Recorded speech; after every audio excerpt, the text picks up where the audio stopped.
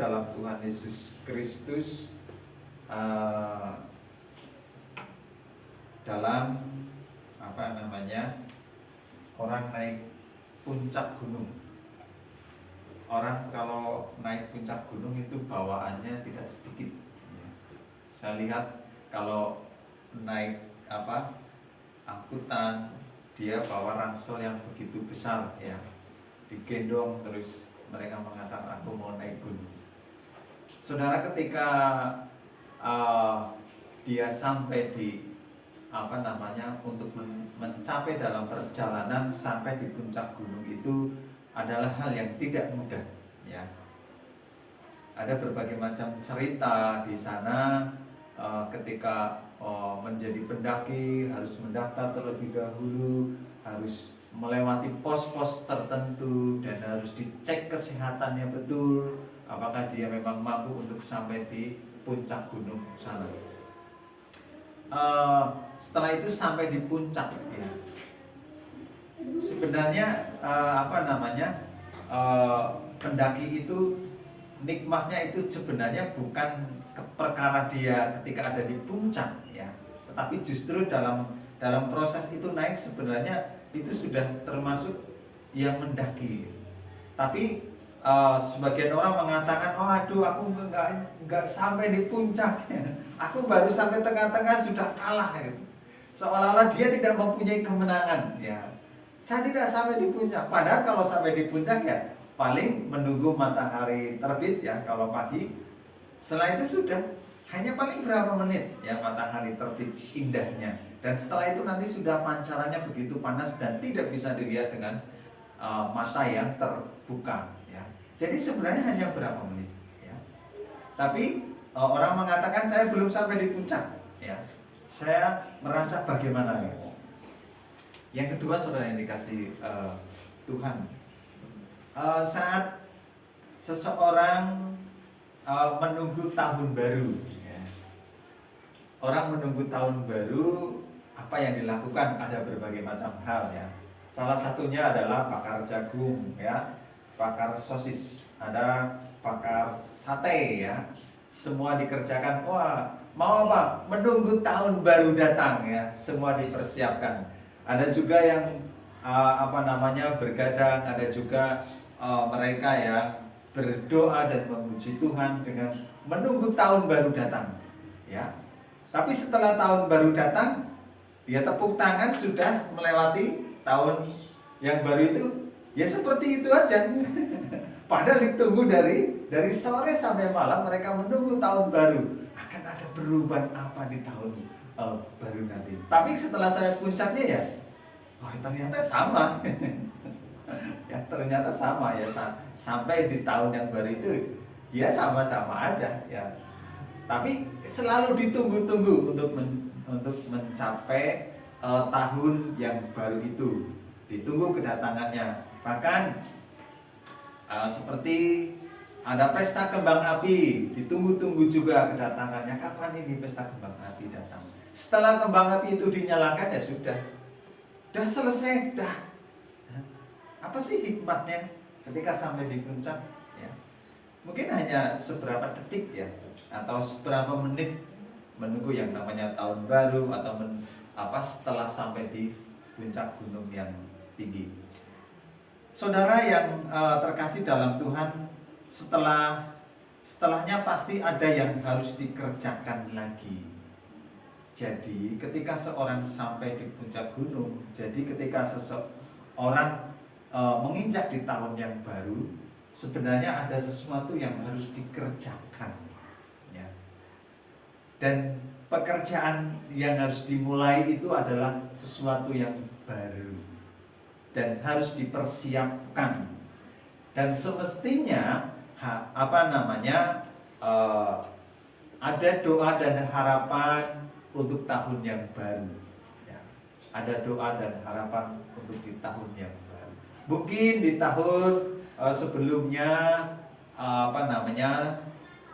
kita tidak setia, inginnya kita menjadi setia. Mungkin di tahun sebelumnya kita menjadi orang yang malas dan inginnya kita menjadi orang yang rajin Dan mungkin sebelumnya kita menjadi orang yang pesimis, dan tahun yang baru harus menjadi optimis. Saya pasti bisa melewati di tahun-tahun yang akan datang.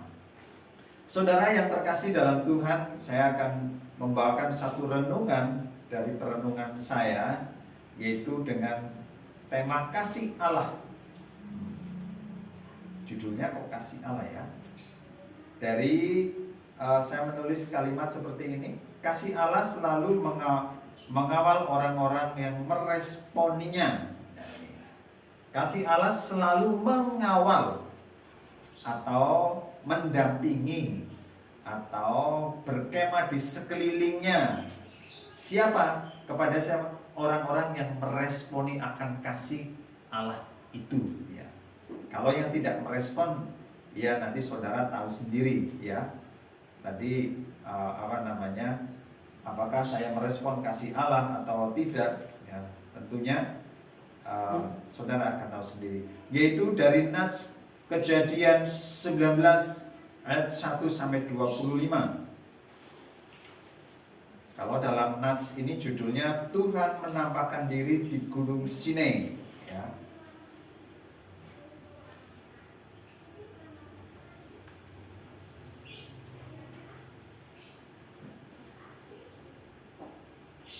Tuhan menampakkan diri di Gunung Sinai.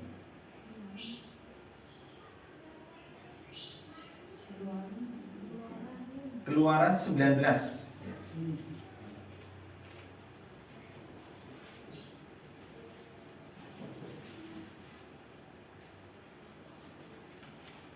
Sudah ketemu saudara ya? Kalau sudah ketemu, kita akan membaca bergantian. Ini natsnya panjang, tapi tidak apa-apa ya. Akan dimulai dari saya terlebih dahulu, nanti saudara dan saudari terus bergantian sampai ayat yang terakhir ya. Demikian firman Tuhan. Pada bulan ketiga setelah orang Israel keluar dari tanah Mesir, mereka tiba di padang gurun Sinai pada hari itu juga.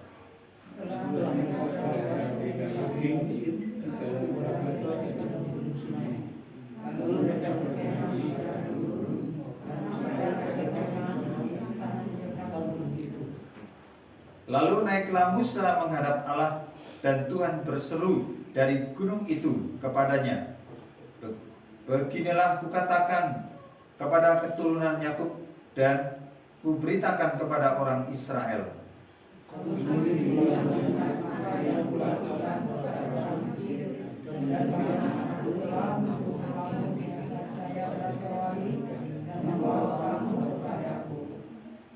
Jadi sekarang, jika kamu sungguh-sungguh mendengarkan firman-Ku dan berpegang pada perjanjian-Ku, maka kamu akan menjadi harta kesayangan-Ku sendiri dari antara segala bangsa, sebab Akulah yang mempunyai seluruh bumi.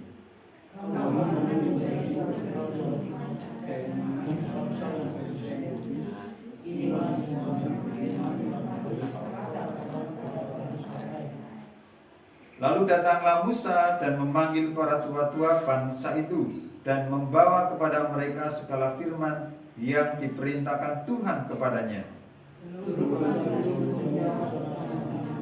Segala yang difirmankan Tuhan akan kami lakukan. Lalu Musa menyampaikan bangsa itu kepada Tuhan. Berfirmanlah Tuhan kepada Musa, sesungguhnya aku akan datang kepadamu dalam awan yang tebal, dengan bermaksud supaya dapat didengar oleh bangsa itu apabila aku berbicara dengan engkau, dan juga supaya mereka senantiasa percaya kepadamu. Lalu Musa memberitahukan perkataan bangsa itu kepada Tuhan.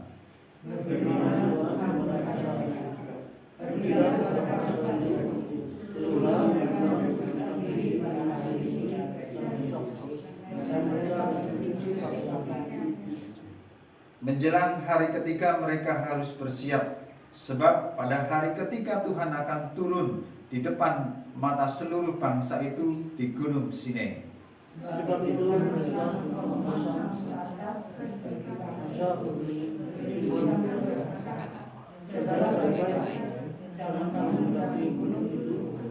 atau kepada sebab siapapun yang menang kepada gunung itu pastilah dia dihukum mati.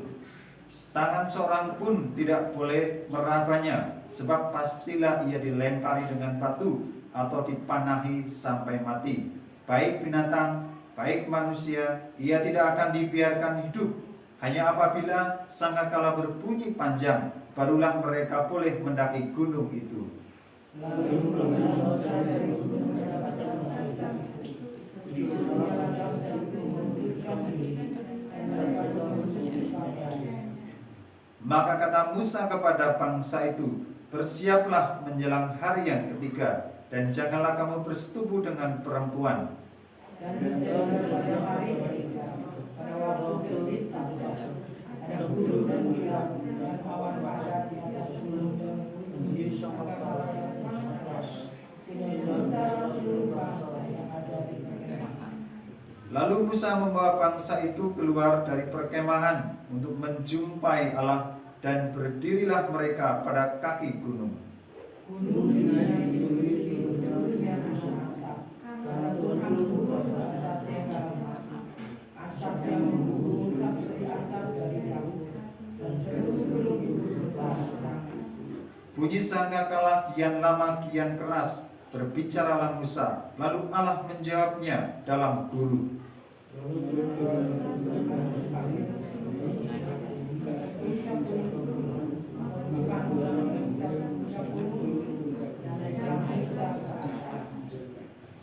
Kemudian Tuhan berfirman kepada Musa, turunlah, perintahkanlah kepada bangsa itu, supaya mereka jangan menembus mendapatkan Tuhan, hendak melihat-lihat, sebab tentulah banyak dari mereka akan binasa. Juga karena ini dikatakan kepada Tuhan haruslah menguduskan dirinya, supaya Tuhan jangan. Lalu berkatalah Musa kepada Tuhan, tidak akan mungkin bangsa itu mendaki gunung Sinai ini, sebab engkau sendiri telah memperingatkan kepada kami. Demikianlah, pasanglah batas sekeliling gunung itu, dan nyatakanlah itu kudus. Lalu Tuhan katanya, pergilah kemudian naik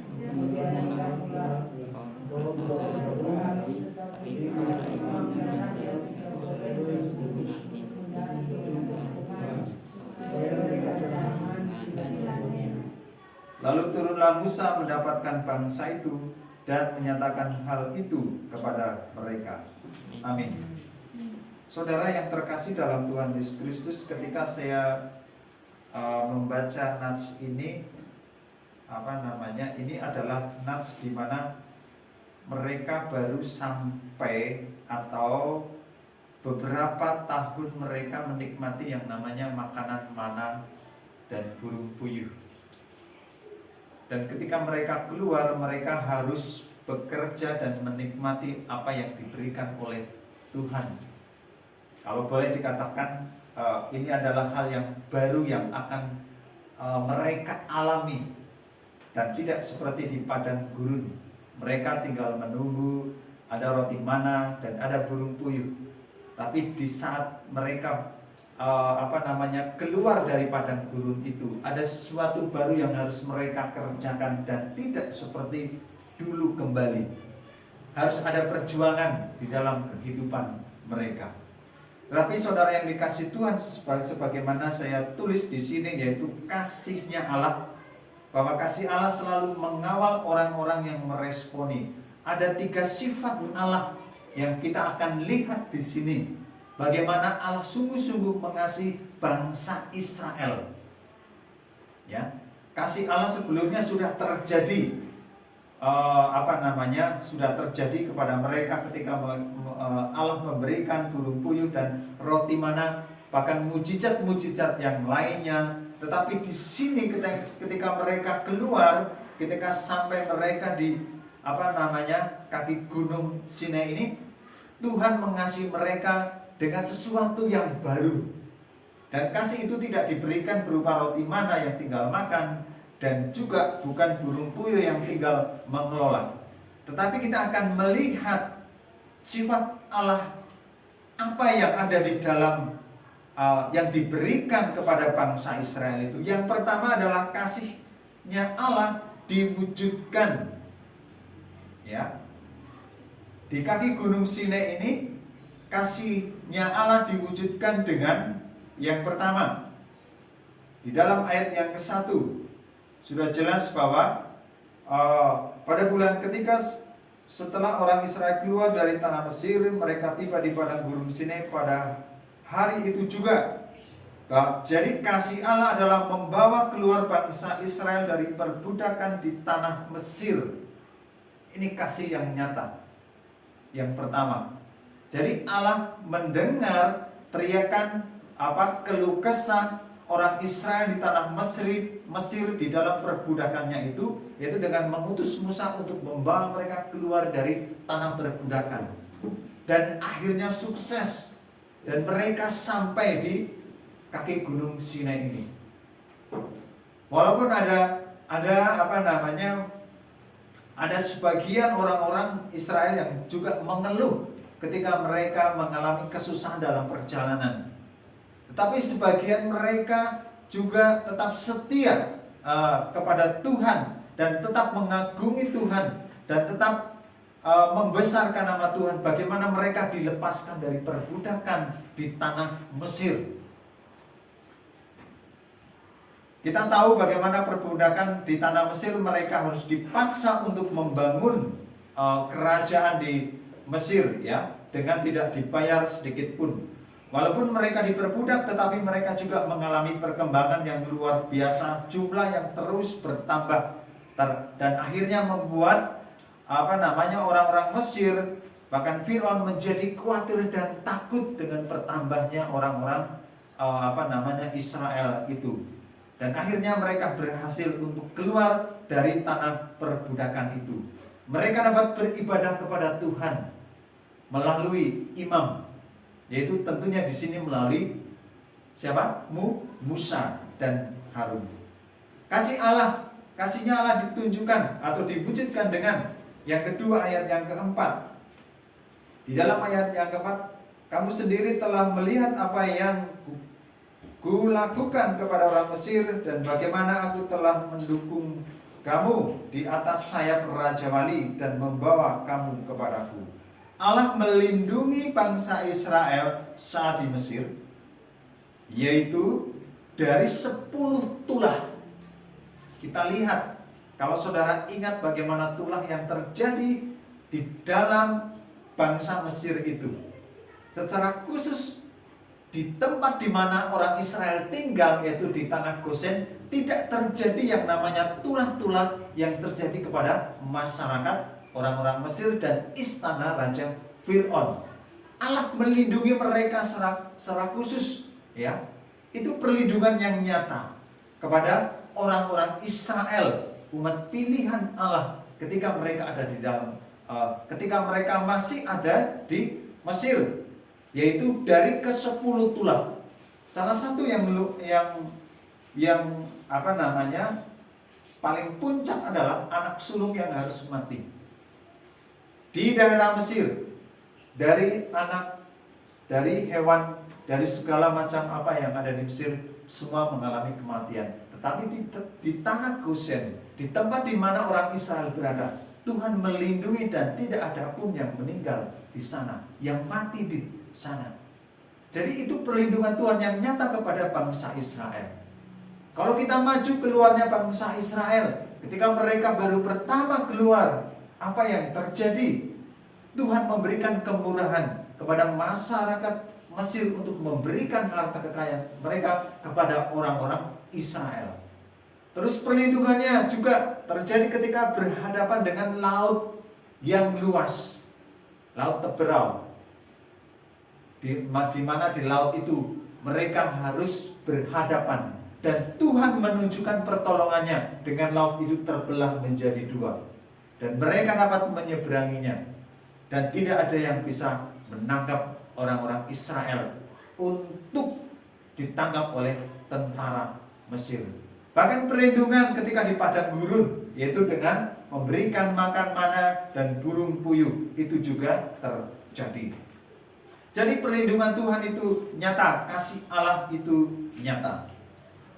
Di dalam ayat yang kelima, jadi sekarang jika kamu sungguh-sungguh mendengarkan firman-Ku dan berpegang pada perjanjian-Ku, maka kamu akan menjadi harta kesayangan-Ku sendiri dari antara segala bangsa, sebab Akulah yang mempunyai seluruh bumi.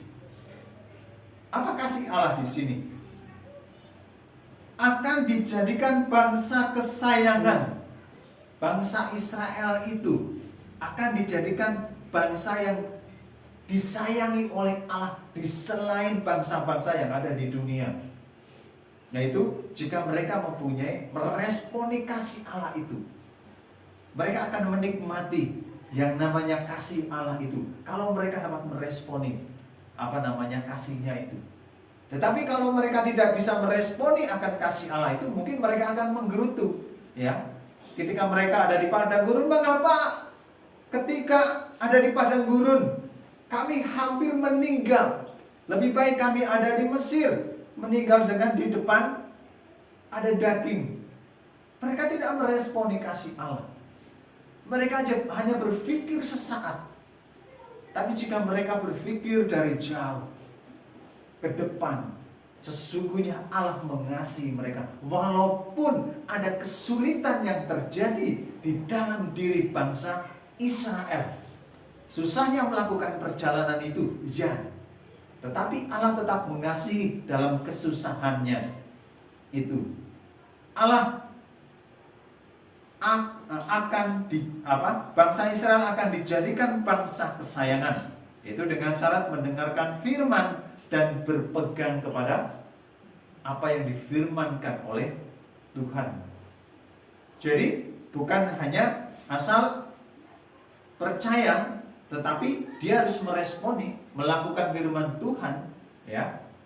Jadi bangsa Israel bukan berarti mereka tidak taat untuk mendapatkan janji itu. Ketaatan itu harus mereka lakukan. Ada harga yang harus dibayar untuk mendapatkan atau merasakan akan kasih Allah itu. Kalau mereka tidak melakukan firman Tuhan, mereka tidak akan mendapatkan kasih Allah itu atau merasakan akan kasih Allah itu. Ini yang pertama, bahwa kasih Allah yang ada. Yang kedua adalah Allah Maha Hadir dan berkehendak. Jadi kasih Allah itu sifat Allah itu Allah Maha Hadir dan berkehendak. Di dalam ayat yang ke-9,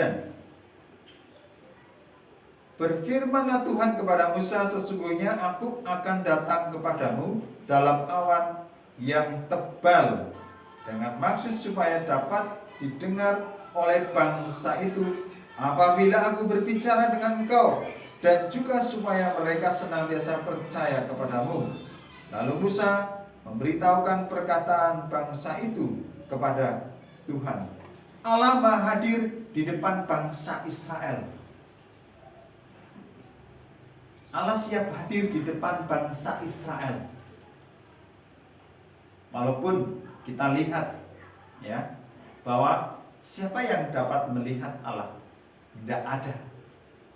Pada waktu itu orang kalau melihat Allah, dia pasti mati, ya. Jualan itu pengalaman Musa tersendiri yang luar biasa itu. Bahkan tadi di bawah kita melihat siapa yang boleh naik? Hanya dua, hanya Musa dan Harun. Para imam pun tidak boleh. Bahkan ada batas tersendiri untuk bertemu dengan di mana Allah itu berada. Ya. Kalau dalam perjanjian lama ini memang seperti nyata, ya. Jadi memang ada batas tersendiri bahwa ini tidak boleh dilewati. Ya. Allah ada di sana. Jadi berbeda dengan perjanjian baru, ya. Kita harus memahami ke sana, ya.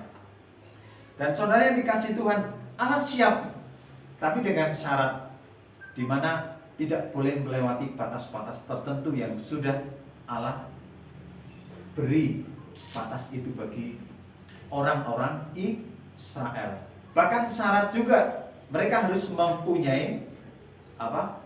Membasuh diri atau mempunyai kekudusan diri, ya. Kalau kita melihat di bawah tadi ada mencuci pakaian, ya. Mereka harus mengkuduskan diri. Ya. Kalau dalam perjanjian baru mungkin harus cek hatinya, tetapi pada waktu itu mereka sungguh-sungguh harus mempunyai kebersihan yang di hadapan Allah. Kita melihat dalam perjanjian baru juga tertulis ketika para imam mengatakan kepada muridnya Yesus, "Mengapa murid-muridmu tidak mencuci tangan sebelum makan?" Ya, pada waktu itu memang berlaku. Sebelum Yesus datang, mereka harus sungguh-sungguh menjaga kesucian, kebersihan. Tapi setelah Yesus datang, semua itu ditanggung oleh Yesus Kristus. Jadi dalam perjanjian lama itu sungguh-sungguh real. Sungguh-sungguh memang orang harus mempunyai kebersihan tersendiri. Terlebih ketika dia bertemu dengan Allah, ya. Bertemu dengan seorang imam ketika dia mau berhadapan dengan Allah atau mempersembahkan sesuatu kepada Allah di bait suci atau di bait Allah. Yang kedua di dalam ayat yang ke-24, Allah Maha Hadir dan berkehendak. Ayat yang kedua, ayat yang ke-16 ya.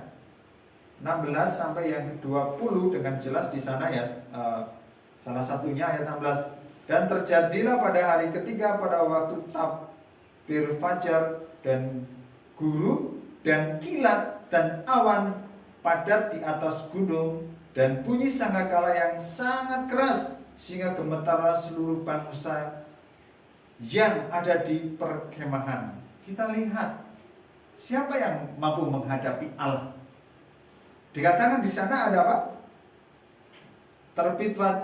Terbit fajar dan guru dan kilat dan awan padat di atas gunung dan bunyi sangkala yang sangat keras sehingga gemetarlah seluruh bangsa yang di perkemahan. Kalau kita mendengar suara petir, apa reaksi kita? Reaksi kita pasti kita langsung nyumput ya, kita langsung bersembunyi. Waduh, ada petir. Nah, main HP dihentikan, TV dimatikan ya. Itu baru suara petir sekali. Kalau ada angin besar, ada angin meniup pohon atau meniup seng, apa reaksi kita? Ada takut ya.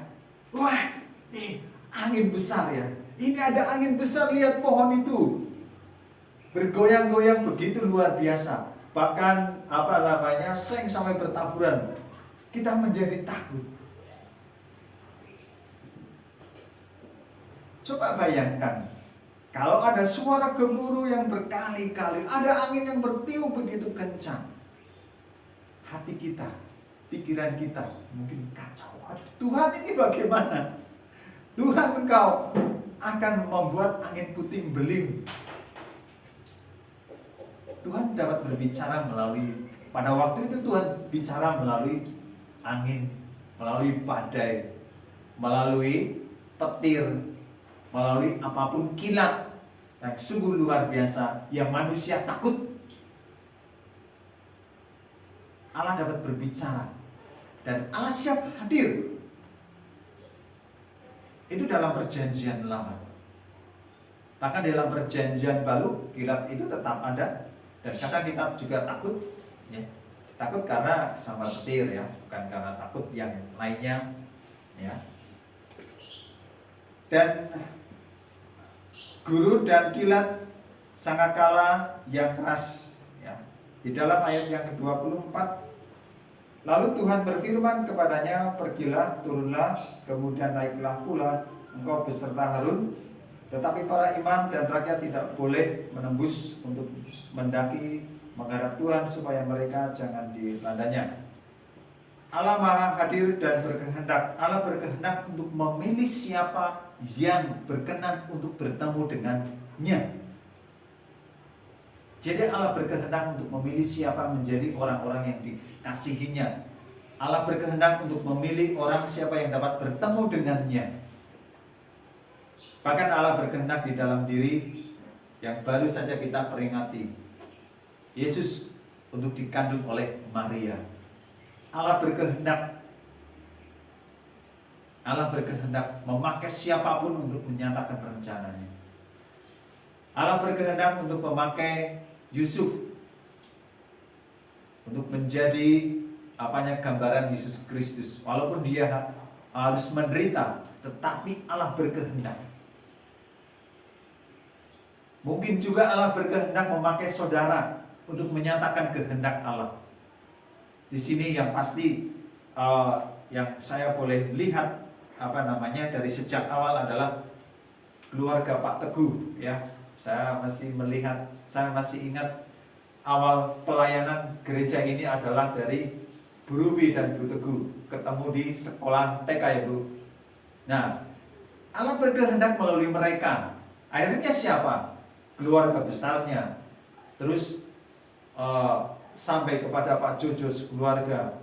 Terus sampai kepada saya dipanggil, dan semua akhirnya boleh menikmati pelayanan. Allah berkehendak memanggil siapapun untuk menyatakan kehendaknya. Jadi bersyukurlah. Kadang kita aku siapa sih, Nyong? Bukan siapa-siapa, tapi kalau Tuhan sudah berkehendak untuk memakai saudara untuk menjadi alatnya, tiada yang bisa menolak. Karena itu siapkanlah. Ayo kita siap untuk dipakai oleh Tuhan untuk menyatakan kehendaknya. Allah dapat memakai siapa saja menurut kehendaknya. Kasih Allah diwujudkannya. Kasihnya Allah diwujudkan dengan tadi, ya. Terus Allah Maha Hadir dan berkehendak. Terus yang C adalah Allah Maha Kudus. Di dalam ayat yang ke-10. Ayat yang ke-10. Berfirmanlah Tuhan kepada Musa, pergilah kepada bangsa itu, suruhlah mereka menguduskan diri pada hari ini dan besok, dan mereka harus mencuci pakaiannya. Ini bagaimana Allah yang Maha Kudus tidak bisa dicampur dengan dosa sedikit pun, kotoran sedikit pun. Allah begitu kudusnya. Mungkin kalau zaman sekarang sepele, ya, hanya perkara pakaian. Tetapi ternyata Tuhan begitu detail pada waktu itu. Cucilah pakaianmu ketika engkau akan berhadapan dengan aku nanti. Walaupun mereka di luar batas kekudusan Allah, tapi Tuhan mengatakan kamu harus mencuci pakaianmu untuk bertemu denganku. Ayat yang kedua, Allah meminta supaya bangsa Israel menguduskan diri sebab Allah kudus. Bahkan pakaian mereka harus bersih. Ayat yang ke-12, sebab itu haruslah engkau memasang batas bagi bangsa itu berkeliling sambil berkata, jagalah baik-baik, jangan kamu mendaki gunung itu atau kena kepada kakinya, sebab siapapun yang kena kepada gunung itu pastilah ia dihukum mati. Ya. Allah membuat batas dengan bangsa Israel. Siapa yang melanggar pasti akan mati. Kalau melanggar batas dari Allah, kekudusan Allah, menyentuh tempat di mana yang dinyatakan kudus itu, dalam perjanjian lama mati, ya, sungguh-sungguh masih akan mengalami kematian. Saudara ingat ketika Tuhan mengatakan lepaslah kasutmu, sebab di mana kamu akan injak itu adalah suci. Sendal atau mungkin kaos kaki dalam api itu Allah mengatakan lepaskanlah. Mungkin secara mungkin tanah itu kotor, ya. Tetapi dalam pandangan Allah, Tuhan mengatakan kamu harus melepaskan kasutmu. Tidak boleh, ya. Lalu di dalam ayat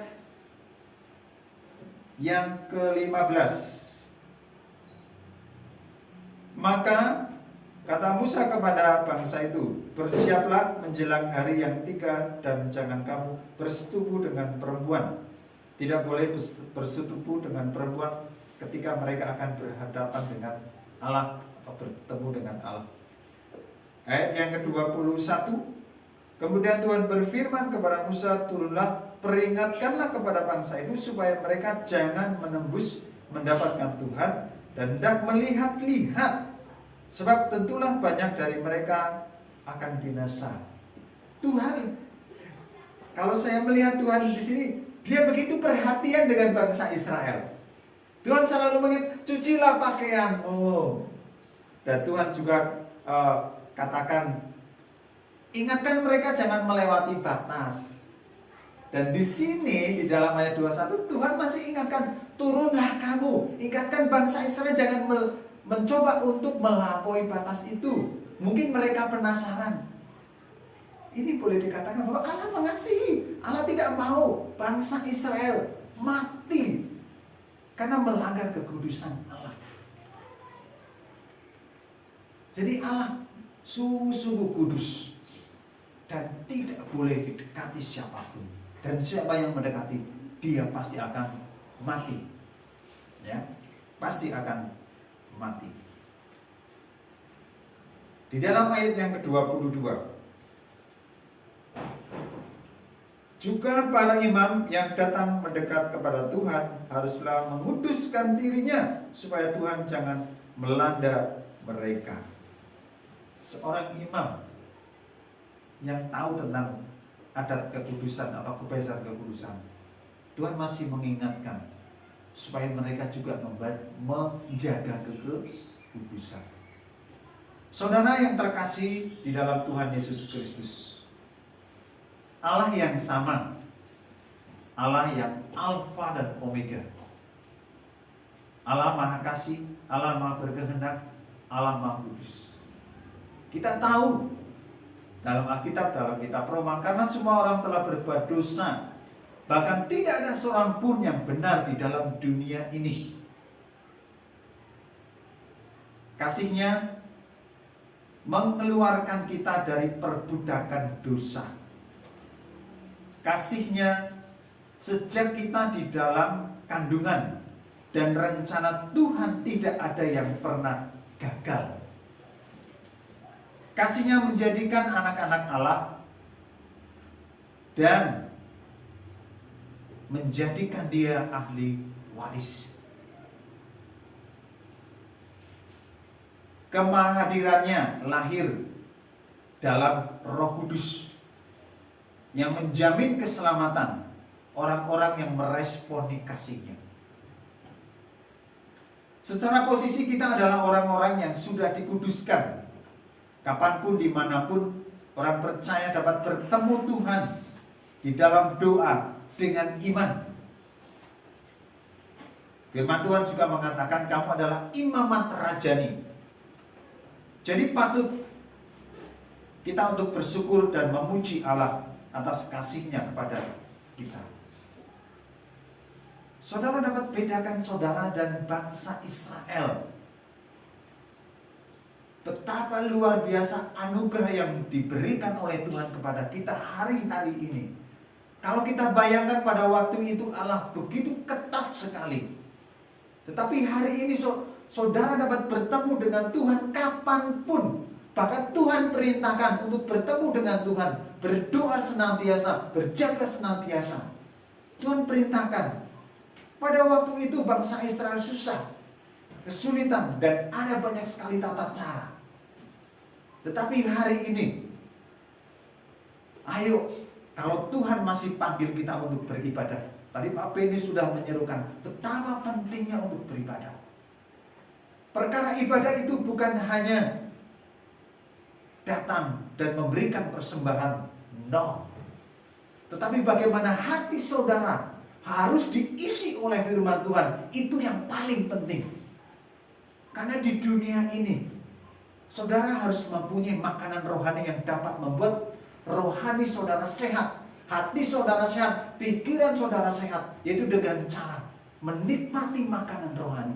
Dan di mana itu didapatkan? Salah satunya adalah di tempat ibadah, atau di tempat persekutuan doa, atau di tempat pribadi saudara, ketika saudara renungan, ketika saudara doa secara pribadi. Jadi sekarang tidak ada batas anugerah bagi kita saat ini. Ayo kita meresponi, nikmatilah panggilan Tuhan itu di tahun yang baru ini. Jadilah kita menjadi orang-orang Kristen yang tidak terkungkung dengan aturan-aturan seperti bangsa Israel waktu itu. Tuhan sudah membebaskan, kapanpun saudara datang kepada Allah, boleh. Bahkan Tuhan minta. Tapi tentunya, saudara yang dikasih Tuhan, saudara sudah mendapatkan pelajaran bagaimana ketika bertemu dengan Tuhan, mintalah pengampunan dari Tuhan terlebih dahulu. Jika ada dosa yang dapat menghalangi saudara untuk bertemu dengan Allah, itu penting. Tidak perlu mengaku kepada Pak Beni, kepada saya Pak Nanang, atau kepada siapapun. Secara pribadi, Tuhan akan menguduskan saudara. Dan Tuhan dapat berkomunikasi dengan saudara. Ayo, saudara yang terkasih dalam Tuhan Yesus Kristus, melalui nats ini, yaitu kasih-Nya Allah, Tuhan yang sama, mengasihi bangsa Israel, tidak mau mati. Karena itu selalu mengingatkan kepada mereka untuk menjaga kekudusan. Hari-hari ini, ayo, jagalah supaya kita tetap hidup. Hidup secara rohani. Rohani kita hidup, kasih kita hidup, pengorbanan kita hidup. Sehingga kita sungguh-sungguh menjadi orang yang siap dipakai oleh Allah. Kapanpun, dimanapun. Amin saudara? Amin. Mari kita berdoa. Tuhan, Engkau luar biasa. Engkau sungguh-sungguh mengasihi bangsa Israel. Walaupun bangsa Israel tertengkuk, walaupun bangsa Israel saling mengecewakan Engkau, tapi Engkau begitu mengasihi mereka. Engkau sungguh rindu mereka datang kepada Engkau, menyembah kepada Engkau, beribadah kepada Engkau. Terlalu banyak untuk kami sampaikan di tempat ini. Tapi biarkanlah anak-anak-Mu di tempat ini. Mereka dapat pulang dan merenungkan betapa Allah mengasihi bangsa Israel. Terlebih lagi, Engkau adalah Alfa dan Omega. Engkau juga Allah yang mengasihi kami. Siapakah kami Tuhan? Kami orang berdosa. Kami sering melakukan kesalahan. Kami sering mengecewakan istri, anak, atau kami mengecewakan orang lain. Kami belum sempurna. Kami belum seperti yang Engkau kehendaki.